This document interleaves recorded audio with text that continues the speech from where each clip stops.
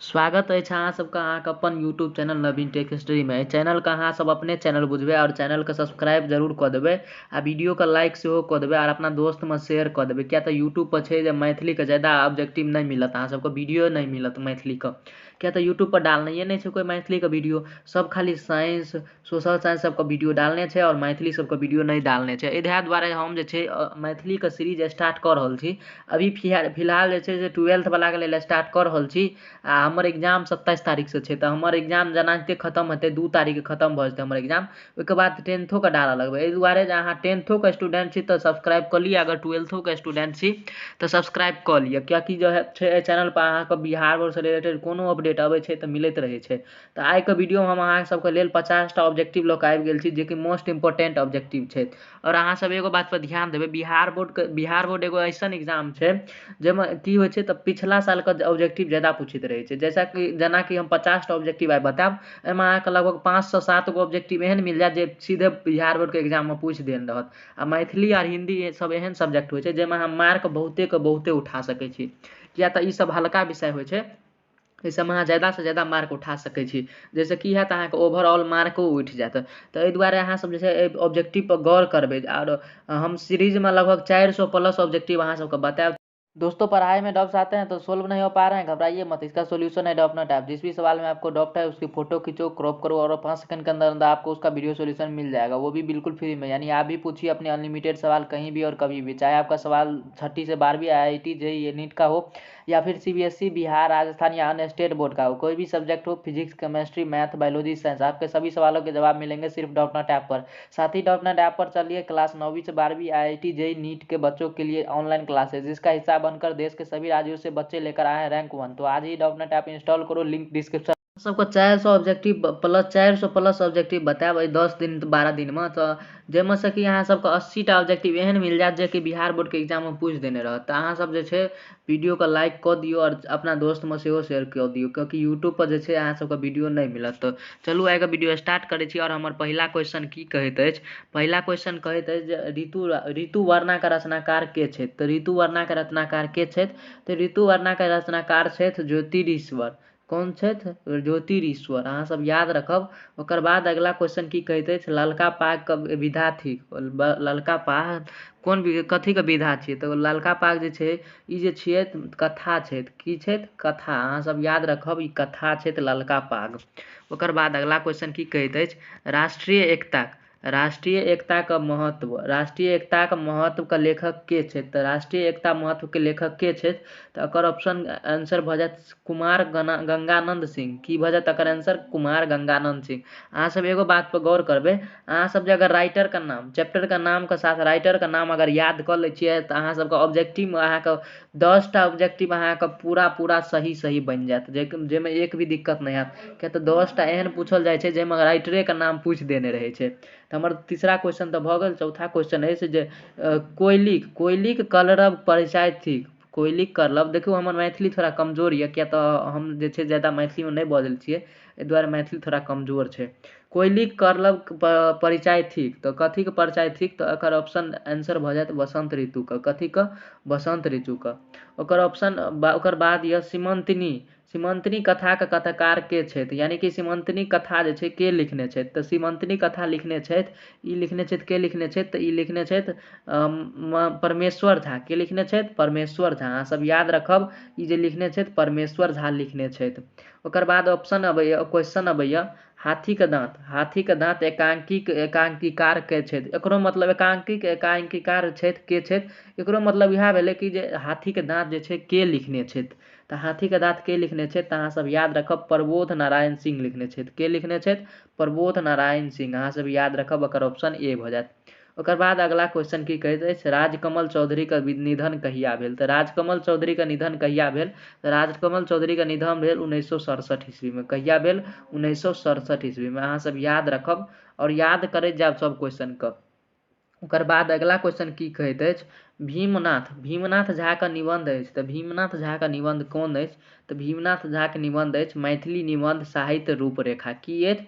मिथिला निबंध साहित्यक रूपरेखा। ई जे छै भीमनाथ झा के द्वारा लिखल गेल अछि।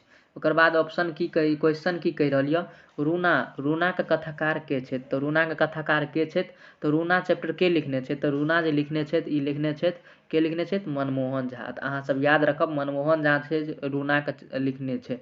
ओकर बाद अगला क्वेश्चन की कहैत अछि भाग नारायण झा के रचना अछि तऽ भाग नारायण झा के रचना की कोन अछि डॉक्टर RCC वर्मन कौन छै डॉक्टर RCB वर्मन। अहाँ सब याद रखब भाग्य नारायण झा के रचना डॉक्टर RCB वर्मन छै।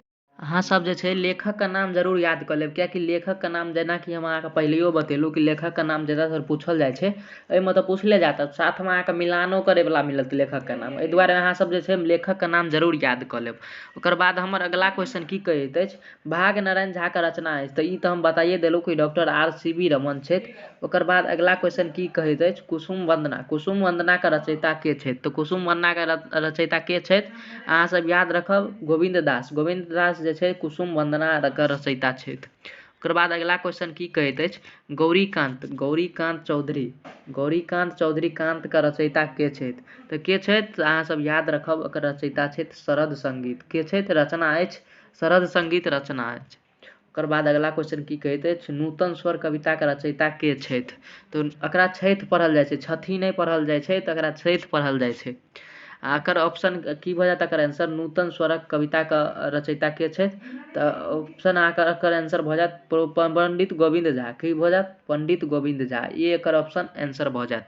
ओकर बाद अगला क्वेश्चन की कहैत अछि अगला क्वेश्चन कहैत अछि गोविंद दासक रचना अछि तऽ गोविंद दासक रचना कोन अछि तऽ गोविंद दासक रचना अछि विद्यापति वंदना जे छै तऽ गोविंद दास के द्वारा लिखल गेल अछि तऽ एकर ऑप्शन सी भऽ जायत आंसर। ओकर बाद अगला क्वेश्चन की अछि बाढ़िक हकरोश शीर्षक कविता के रचयिता के छथि तऽ बाढ़िक हकरोश शीर्षक कविता के रचयिता के छथि अहाँ सब याद रखब एकर रचयिता छथि RC प्रसाद सिंह के छथि RC प्रसाद सिंह। देखू जे आंसर छै सएह टा हम ऑप्शन एहि दुआरे कहि रहल छी जे ई सब कखनो बदलि देल जायत अहाँ सब अगर एकरा याद रखने रहबै तऽ अहाँ सबके ई सबके देखबाके नहि ताहि दुआरे हम ई सब नहि कहै छी जे सही रहैए उत्तर सएह टा कहै छी। ओकर बाद अगला क्वेश्चन की कहैत अछि कानने कुसुम तोरसी की गोरी देखो हम जेनाकि अहाँ सबके बोलबे केलहुँ कि जे हमर मैथिली थोड़ा कमजोर छै तो थोड़ा पढ़ैमे दिक्कत भऽ रहल छै। कानने कुसुम तोरस किए गोरी कुसुमहि निर्मित सब तनुम तोरी कविता के पाँति अछि कोन सा कविता से लेल गेल अछि तऽ जेनाकि अहाँ सब ध्यान देबै तऽ कुसुम लिखल अछि एहिसँ अहाँ सबके पूरा पता चलि जायत हेतै कि कोन सा वंदना से छै जेनाकि ई जे छै कुसुम वंदना से छै लेल गेल छै यहाँ पर कुसुम लिखल अछि एहिसँ अहाँ सबके पता चलि गेल हैत कि कुसुम वंदना से जे छै ई पाँति लेल गेल अछि। अहाँ सब इहो कॉमनो दिमाग लगा कऽ अहाँ सब जे छै मैथिली के आंसर दऽ सकै छी। ओकर बाद अगला क्वेश्चन कहैत अछि गोविंद दासक जन्म भेल छल तऽ गोविंद दासक जन्म कोन शताब्दी में भेल छल तऽ गोविंद दासक जन्म जे छै ई 17वीं शताब्दी में भेल छलै कहिया भेल छलै 7वीं शताब्दी में अहाँ सब याद रखब 17वीं शताब्दी में गोविंद दासक जन्म भेल छलै। अहाँ सब कोन शताब्दी में जी रहल छी अखन अहाँ सब बुझे कमेंट कऽ देब जरूर कमेंट करब कि अखन फिलहाल कोन शताब्दी चलि रहल अछि अहाँ सबके अगला वीडियो में हम अहाँके बता देब जे अखन कोन शताब्दी चलि रहल अछि। अगला क्वेश्चन की कहैत अछि बाल लीला शीर्षक कविता में वर्णन केने अछि तऽ बाल लीला शीर्षक कविता में ककर वर्णन कयल गेल अछि तऽ एहिमे वर्णन कयल गेल अछि कृष्ण भगवान के ककर कयल गेल अछि कृष्ण भगवान के। ओकर बाद अगला क्वेश्चन की कहैत अछि अगला क्वेश्चन कहैत अछि काशीकांत मिश्र मधुप के कविता के नाम अछि काशीकांत जे कविता लिखने छै ओकर नाम की छै तऽ अहाँ सबके याद रखब ओकर नाम छै छुतहर जे छै काशीकांत मिश्र मधुप के द्वारा लिखल गेल अछि छुतहर अहाँ सब याद रखब काशीकांत मिश्र मधुप के द्वारा लिखल गेल अछि। ओकर बाद क्वेश्चन कहि रहल यऽ सोहर कविता के रचयिता छथि सोहर कविता के रचयिता के छथि तऽ यहाँ सब याद रखब सोहर कविता के रचयिता छथि हर्षनाथ झा के छथि हर्षनाथ झा अहाँ सब ऑप्शन ए याद रखब। ओकर बाद अगला क्वेश्चन की कहैत अछि मार्कदंडे पारिभाषिक कविता अछि पारिभाषिक कविता के अछि ककर कविता कथी कविता के अछि तऽ एकर ऑप्शन ए भऽ जायत एकर आंसर भऽ जायत ऑप्शन सी अग्रतः सकल शास्त्रम पृष्ठतः देखू संस्कृतो हमर कमजोर यऽ अहाँ सब याद कऽ लेब एकर ऑप्शन सी भऽ जायत अग्रतः सकल शास्त्रम पृष्ठतः ससंधरस धनु। ओकर बाद अगला क्वेश्चन की कहै छै, मनुखक जीवन कविताक रचयिता अछि। मनुखक जीवन कविता जे छै से के लिखने छै, तऽ एकरा के लिखने छै, तऽ एकरा लिखने छै मंत्रेश्वर झा। के? मंत्रेश्वर झा। मंत्रेश्वर झा अहाँ सब याद रखब, अगर ऑप्शन बी भऽ जायत आंसर मंत्रेश्वर झा। के लिखने छै? मंत्रेश्वर झा। ओकर बाद अगला क्वेश्चन कहैत अछि, सेमदेवक सेमदेवक रचना अछि। तऽ सेमदेवक रचना की अछि? सेमदेव कोन मतलब कविता छै या जे कथा छै ककरा लिखने छै? तऽ सेमदेवक रचना छै की छै तऽ एहिमे सँ, एहि चारूमे सँ, तऽ एकर ऑप्शन भऽ जायत ए उठक कृषक। उठक कृषक जे छै सामदेवक रचना अछि, यानी कि सेमदेवक रचना अछि। ओकर बाद अगला क्वेश्चन कहैत अछि, हम संस्कृति भारतवर्षक शीर्षक कविताक रचनाकार छथि। हम संस्कृति भारतक वर्षक शीर्षक ककरा द्वारा लिखल गेल अछि? तऽ ई लिखल गेल अछि उपेंद्र ठाकुर के द्वारा। केकर द्वारा? उपेंद्र ठाकुर यानी कि मोहन के द्वारा लिखल गेल अछि। एकर उपनाम मोहन छथि। ओकर बाद अगला क्वेश्चन की कहैत अछि, बैजनाथ मल्लिक विधुके रचना अछि। बैजनाथ मल्लिक विधुके रचना अछि, तऽ कोन रचना अछि? अहाँ सब याद रखब, बैजनाथ विधुके रचना कोन अछि? तऽ एकर रचना अछि, अहाँ सब याद रखब, गोबर थिखू हम। कि गोबर थिखू हम जे छै बैजनाथ मल्लिक विधुके रचना अछि। ओकर बाद अगला क्वेश्चन कहैत अछि, आवाहन कविताक छै। तऽ आवाहन कविताक छै ने ककर रचना छै? ककर रचना छै आवाहन कविता? तऽ ई छै ककर रचना? ई छै भुवनेश्वर सिंह भुवनके रचना छै। ककर छै? भुवनेश्वर सिंह भुवनका। अहाँ सब छै वीडियोके लाइक जरूर कऽ देबै, कियाकि वीडियो बनबैमे बहुत मेहनत लगै छै। एखन हमर एग्जामो छै, तैयो अहाँ सबके वीडियो बनाके दऽ रहल छी, तऽ अहाँ लोग सब जे वीडियोके जरूर लाइक कऽ देबै और अपना दोस्तोमे शेयर सेहो कऽ देबै। ओकर बाद अगला क्वेश्चन कहैत अछि, कदाची झा किरणके रचना अछि। तऽ कदाची झा किरणके रचना की अछि? अहाँ सब याद रखब, चिनगी जे छै कदाचीनाथ झा किरणके द्वारा लिखल गेल अछि। ओकर बाद अगला क्वेश्चन अछि, जानकी परिणय संग्रहित अछि। जानकी परिणय संग्रहित अछि, तऽ कोन कथीमे जानकी परिणय संग्रहित छै? अहाँ सब याद रखब, ई जे छै रामेश्वर चरित्र मिथिला रामायणमे। कोनमे? रामेश्वर चरित्र मिथिला रामायणमे। अहाँ सब याद रखब, ओकर ऑप्शन डी आंसर भऽ जायत। ओकर बाद अगला क्वेश्चन कहैत अछि, सर गंगानाथ झाके निबंध अछि। तऽ मोहम्मद सर गंगानाथ झाके निबंध कोन अछि? तऽ कोन अछि एकर निबंध? अधोगति जे छै सर गंगानाथ झाके द्वारा लिखल गेल अछि। अहाँ सब याद रखब, बी एकर आंसर भऽ जायत। ओकर बाद अगला क्वेश्चन अछि, टूटैत किलक जातके रचयिता छथि। तऽ टूटैत किलक जातके रचयिता के छथि? एकर रचयिता छथि, अहाँ सब याद रखब, एकर रचयिता मायानन्द मिश्र छै। अब एहिसँ आगे अहाँ सबके जे छै अथी व्याकरणके क्वेश्चन मिलत, किया तऽ व्याकरणो पूछल जाइ छै, 30 गो पूछल जाइ छै लगभग। एहिमे सँ किताबसँ पूछल जाइ छै और 20 गो लगभग जे छै अहाँके व्याकरण पूछल जाइ छै। जेकि लेकिन अहाँ सबके जे 100 ऑब्जेक्टिव पूछल जायत, तऽ एहिमे जे छै लगभग 50टा जे किताबसँ पूछल जायत और 50टा जे छै अथीसँ पूछल जायत, अहाँ सबके पूछल जायत बुकसँ लऽ कऽ, व्याकरणसँ लऽ कऽ पूछल जायत लगभगमे। तऽ हमर 31वां क्वेश्चन की कहैत अछि, विद्यार्थीके संधि विच्छेद होइत अछि। विद्यार्थीके संधि विच्छेद की होइत अछि? अहाँ सब संधि विच्छेद पर सेहो जोर देबै और जे छै समास सब पर सेहो जोर देबै। विद्यार्थीके संधि विच्छेद की होइत छै? तऽ विद्यार्थीके संधि विच्छेद होइत अछि विद्या जोड़ अर्थी। की होइत अछि? विद्या जोड़ अर्थी। अहाँ सब याद रखब, बी एकर आंसर भऽ जायत। ओकर ऑप्शन देखियौ, संधि विच्छेद सब एहन रहै छै जे सब सहिए लगैत रहै छै, जेनाकि एहिमे इहो सही लगैत हेतै, इहो सही लगैत हेतै, लेकिन एकर सही ऑप्शन की छै? तऽ विद्या जोड़ अर्थी। अहाँ सब याद रखब, ओकर ऑप्शन बी आंसर भऽ जायत। ओकर बाद अगला क्वेश्चन है, तऽ उज्ज्वलके संधि विच्छेद होइत छै। तऽ उज्ज्वलके संधि विच्छेद की होइत अछि? तऽ अहाँ सब याद रखब, उज्ज्वलके संधि विच्छेद होइत अछि उत जोड़ ज्वल। की होइत छै? उत जोड़ ज्वल। सी एकर आंसर भऽ जायत, उत जोड़ ज्वल। सब याद रखब। ओकर बाद अगला क्वेश्चन है, निराधारके संधि विच्छेद। किसका? निराधारके संधि विच्छेद। तऽ अहाँ सब याद रखब, निराधारके संधि विच्छेद की होइत अछि? नि जोड़ आधार। की होइत छै? नि जोड़ आधार। देखियौ, संधि विच्छेद सब अहाँ सब ध्यानसँ देखैत जेबै और वीडियोके जरूर शेयर कऽ देबै, किया तऽ बड़ी मेहनत लागि रहल छै वीडियो बनबैमे। ओकर बाद अगला क्वेश्चन की कहैत अछि, अध प्लस अवधिके संधि होइत अछि। तऽ अध प्लस अवधिके संधि विच्छेद की होइत छै? अहाँ सब याद रखब, संधि विच्छेद नहि पूछि रहल छै, संधि पूछि रहल छै। तऽ एकर ऑप्शन भऽ जायत अधःवधि। की हेतै? अधःवधि। अहाँ सब याद रखब, बी आंसर एकर भऽ जायत। ओकर बाद अगला क्वेश्चन है, सत्याग्रहके संधि विच्छेद होइत अछि। तऽ सत्याग्रहके संधि विच्छेद की होइत अछि? तऽ सत्याग्रहके संधि विच्छेद होइत अछि सत्य जोड़ आग्रह। की होइत छै? सत्य जोड़ आग्रह। ऑप्शन सी एकर आंसर भऽ जायत। ओकर बाद अगला क्वेश्चन कहैत अछि, चक्रमणि चक्रमणि कोन समास अछि तऽ चक्रमणि समास अछि तऽ चक्रमणि कोन सा समास अछि अहाँ सब याद रखब चक्रमणि जे छै बहुव्रीहि समास छै कोन समास छै बहुव्रीहि एकर आंसर सी भऽ जायत चक्रपाणि छै सॉरी हम चक्रमणि पढ़ि देलहुँ चक्रपाणि लिखल छै ओकर बाद अगिला क्वेश्चन कहैत अछि दानवीर दानवीर समास अछि दानवीर कोन सा समास अछि तऽ दानवीर जे छै इहो ई तत्पुरुष समास छै कोन समास छै तत्पुरुष समास छै अहाँ सब याद रखब एकर ऑप्शन बी आंसर भऽ जायत ओकर बाद अगिला क्वेश्चन की कहैत अछि पोखरि इनार समास अछि तऽ पोखरि इनार जे देखू जेनाकि पोखरि इनार लिखल रहत या दालि भात ये लिखल रहत या घर आंगन लिखल रहत कुछो लिखल रहत जे कि मिलैत जुलैत रहत थारी लोटा इहो सब लिखल रहै छै तऽ उ सब भऽ जाइ छै द्वंद्व समास भऽ जाइ छै ई क्वेश्चनमे तऽ अहाँ सब गलतिये नहि करब किया तऽ ई सबमे अहूँ सबके पता चलि जायत नाना नानी भऽ गेल पापा मम्मी भऽ गेल ओकर बाद जे छै जे दादा दादी भऽ गेल ई सब जे छै द्वंद्व समासमे आबि जाइ छै कोन समासमे आबि जाइ छै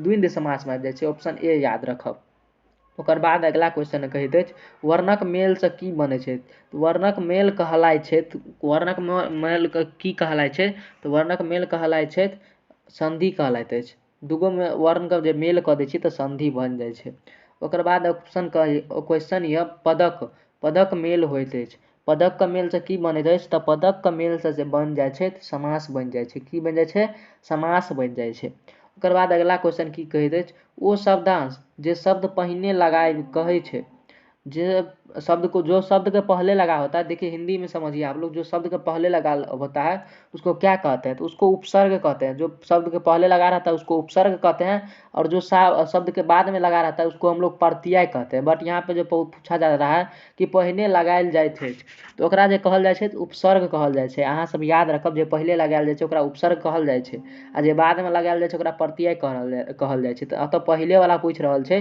तऽ एतऽ उपसर्ग आंसर भऽ जायत एकर आंसर बी सी भऽ जायत ऑप्शन सी देखो तऽ मिस्टेकसँ बी ए लिखा गेल छै लेकिन एतऽ सी हेबाक चाही तऽ सी एकर आंसर हैत ओकर बाद अगिला क्वेश्चन देखू अगिला क्वेश्चन आबि गेलियै ओहने प्रकारके जेहन पहिले बतेलहुँ ओ शब्दांश जे शब्दके बाद लगायल जाइ छै तऽ शब्दके बाद लगायल जाइ छै ओकरा की कहै छियै ओकरा प्रत्यय कहै छै एखने अहाँ सब देखलहुँ अहाँ सबके बतेलहुँ हम जे प्रत्यय कहल जाइ छै ओकर बाद अगिला क्वेश्चन कहैत अछि पक्षके विपरार्थक शब्द होइ छै तऽ पक्षके विपरार्थक मतलब भेलै उल्टा शब्द की भेलै उल्टा शब्द तऽ पक्ष बोलल जाइ छै तऽ पक्षके मतलब विपक्ष पक्षके उल्टा विपक्ष भऽ जायत आंसर तऽ विपक्ष देखू डी मे देल गेल अछि एकर इएह दुआरे एकर आंसर की भऽ जायत डी भऽ जायत ओकर बाद अगिला क्वेश्चन कहैत अछि कोमलके विलोम शब्द थिक तो कोमलके विलोम शब्द की होइ छै तऽ कोमलके विलोम यानी कि उल्टा शब्द की होइ छै तऽ कोमलके कठोर भऽ जेतै अहाँ सबके पता यऽ कोमलके कठोर हेतै एहन एहन हल्का सवाल सब पूछै छै मैथिलीमे आ ई जते क्वेश्चन मिलत ने सब पुछले क्वेश्चन सब छै